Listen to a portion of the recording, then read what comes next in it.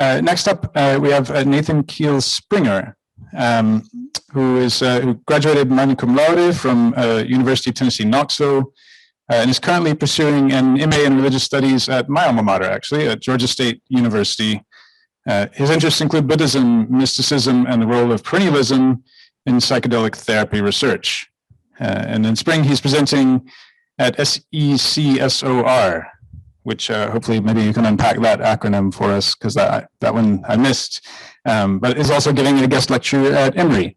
And the title would also be nice. Now I'm curious. But please give us your paper first.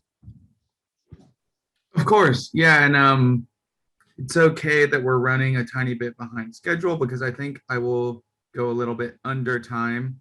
So that works out for everyone, I think. Thanks to Ricardo. That was awesome. And I have a lot of questions, and then I'm really excited for Alyssa's presentation as well, but I'll jump right in since we're running behind. So I'll be talking about Buddhism and psychedelia in the 20th and 21st centuries. On May 3rd, 1953, Aldous Huxley suddenly understood the answer to a perplexing Zen koan with which he had been struggling. As he sat staring at a vase of flowers enraptured by their unusual beauty, he thought back to a passage from a book by D.T. Suzuki in which a Zen pupil asks his master, "What is the Dharma body of the Buddha?" The master quickly responds, "The hedge at the bottom of the garden." While this brief answer had previously appeared nonsensical to Huxley, on that morning, he immediately grasped the nature of suchness inherent in the koan he had been mulling over. Was it a coincidence that earlier that morning he had ingested 400 milligrams of synthetic mescaline? It seems obvious that his realization had something to do with altered brain chemistry, but could he still have a valid experience of enlightenment without years of tirelessly toiling away on the zafu or other medium of choice? Huxley's portrayal of psychedelic experience would help to solidify the connection between psychedelic culture and perennial philosophy, or the idea that all major religious traditions share a common root that has been alluded to in the form of esoteric knowledge passed down over the centuries. This connection would have massive implications for the development of modern spiritualities in America and beyond. It would also help, especially thanks to the borrowed title of his book, The Doors of Perception, to solidify the metaphor of psychedelics as a door leading to spiritual realms that had previously been privy only to elite classes of religious devotees. This metaphor is continually emphasized in Douglas Osto's book, Altered States, Buddhism and Psychedelic Spirituality in America, especially in the context of individuals who used psychedelics to open doors only to close them once they discovered Buddhism. In other words, individuals who would sneak a peek of some sort of higher reality through psychedelics, only to abandon drugs to seek living out that reality through dedicated Buddhist practice. However, while this subgroup of American Buddhists may number greater than those who persisted with their use of psychotropic substances, it's certainly the case that some practitioners who were turned on to Buddhism by psychedelics continue to use them on regular or occasional bases. It's equally true that some people who are interested in Buddhism are turned on to psychedelics through their experiences. As the number of Buddhist practitioners in the United States continued to rise in the mid-20th century, Buddhism collided with psychedelic culture, a collision which led to the mutual transformation of both Buddhist and psychedelic communities and the individuals within those communities. This melding of these two ostensibly different cultures seems odd on some level, especially considering the fact that the fifth Buddhist precept condemns the use of intoxicants. However, research that Douglas Osto conducted for his book demonstrates that, quote, strict adherence to the fifth precept is not considered an essential part of the Buddhist path for many contemporary American convert Buddhists, end quote. For example, surveys he conducted showed that of 146 respondents, 67.1% regularly drank coffee and 67.9% consumed alcohol. In interviews conducted for the book, interviewees rarely reference the fifth precept directly as a reason for abstaining from drug use. More commonly, they cited practical concerns for their abstinence, such as clouding of judgment or negative side effects on the body caused by drug use. As many of these individuals had engaged in drug or alcohol use at some point in their lives, with 61.6% and 54.7% stating that they had at some point used LSD or psilocybin, respectively. It's safe to say that the 20th century was a time of rapidly evolving views on intoxicants and their compatibility with Buddhist practice in American Buddhist communities. Additionally, some of Osto's interviewees didn't consider psychedelics true intoxicants. For example, some American Buddhist practitioners are also involved in neo-shamanic religious groups, such as the Native American Church. And groups like these often consider plants, such as peyote, medicine rather than drugs. Whatever that distinction means. When engagement with these plants and groups is interpreted through an American Buddhist lens, it's easy to see how one could view a ceremony with peyote or ayahuasca as a medical or psychological procedure rather than a recreational pursuit, especially if viewing it that way would make it more compatible with Buddhist ideals. Now, let's zoom back out a bit. True to Zen philosophy, American Buddhism exists simultaneously as paradoxical particularities housed within a universal whole.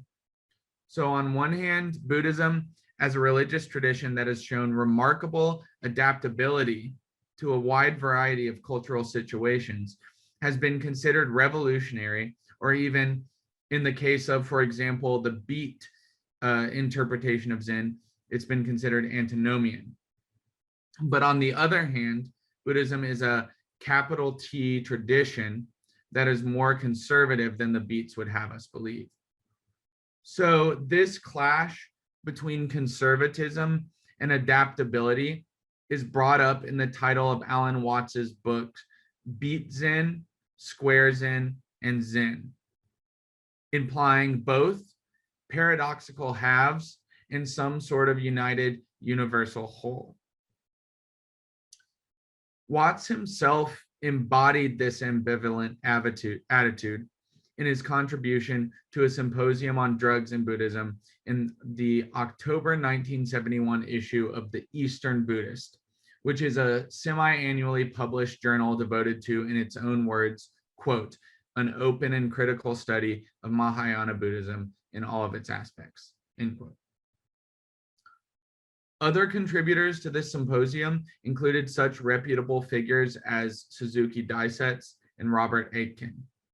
While most of the other contributors greatly distanced Zen Buddhism from psychedelic experience, excluding Aitken, Watts maintained that if one could tame the tricky beast of the ego, psychedelics could facilitate, quote, total delight, what in Buddhist terms would be called an experience of the world as Dharma Dhatu, of all events and things, however splendid or deplorable from relative points of view, as aspects of a symphonic harmony, which in its totality is gorgeous beyond all belief, end quote.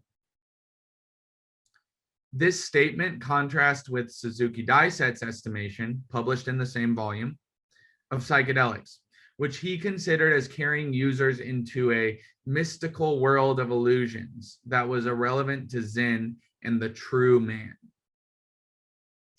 This symposium is one of the best examples we have of the tension caused by the proximity of Buddhism to psychedelic culture in the mid to late 1960s and early 1970s.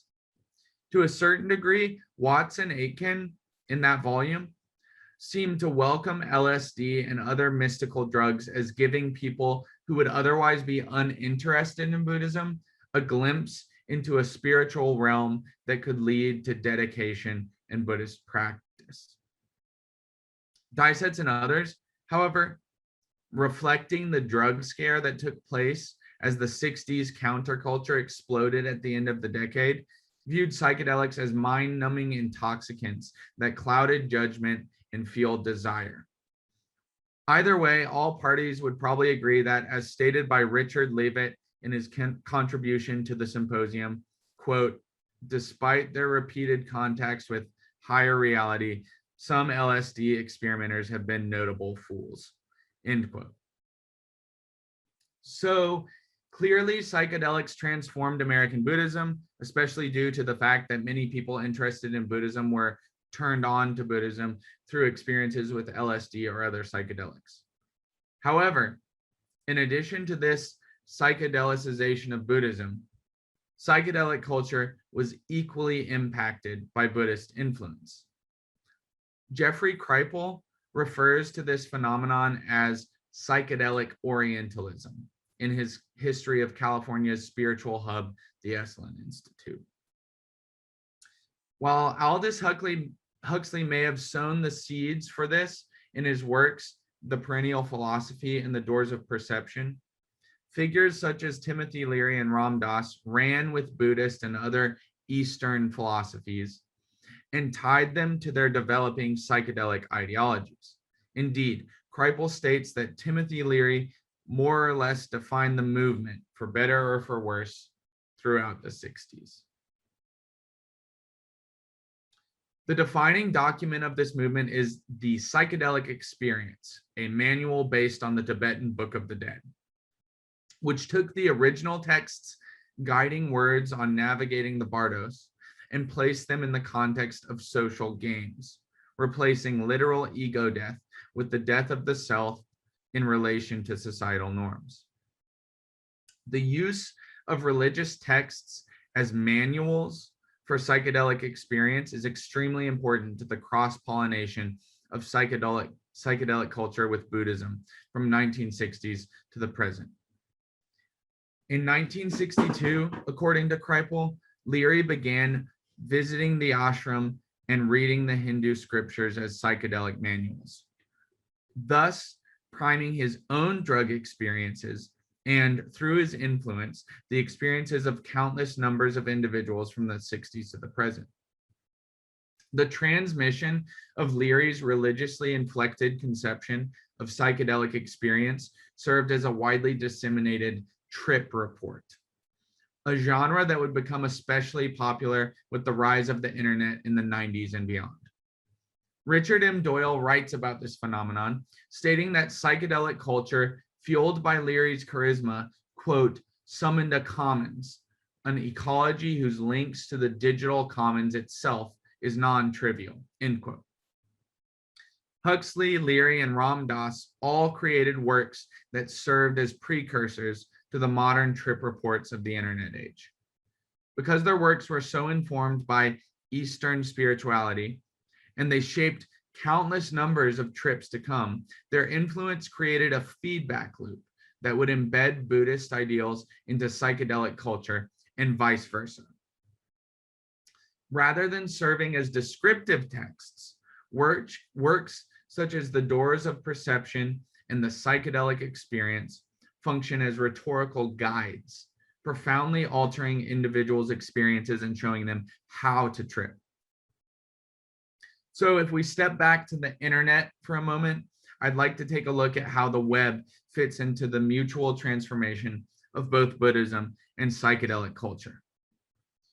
While Buddhism thrived in America during the 70s and 80s, especially the Tibetan variety, psychedelic culture was forced underground, finding expression through alternative churches, zine communities, and other fringe movements. The internet offered opportunities for more solidified organization within Buddhist communities and newfound modes of expression for psychedelic communities. One of the places all of this collided is the world of the aforementioned trip reports. A quick search on Arrowhead, which is the preeminent source for trip reports and drug information of all types, currently yields 130 results for trip reports containing the word Buddhism. But if we expand the search to include the terms Buddha, Buddhist, Dharma, and Zen, the results balloon to include 2,124 of the site's current 37,663 experience reports, or almost 18% of the total number of reports. While a great deal of these reports may not reflect the reporter's self-identification as Buddhist or association with Buddhist ideals, the wealth of references to Buddhist terms and ideals certainly demonstrates the profound influence that it has held over psychedelic culture. The reports on the site range from a man taking ketamine and experiencing infinity as a scene from the film The Matrix, to an individual on psilocybin and cannabis understanding that, quote, all life is suffering and why the Buddhist masters laugh even despite this, end quote. So it's pretty entertaining if you ever want to check it out. Given the malleable nature of psychedelic experience, it is no surprise that Buddhist influences were amplified when combined with psychedelics.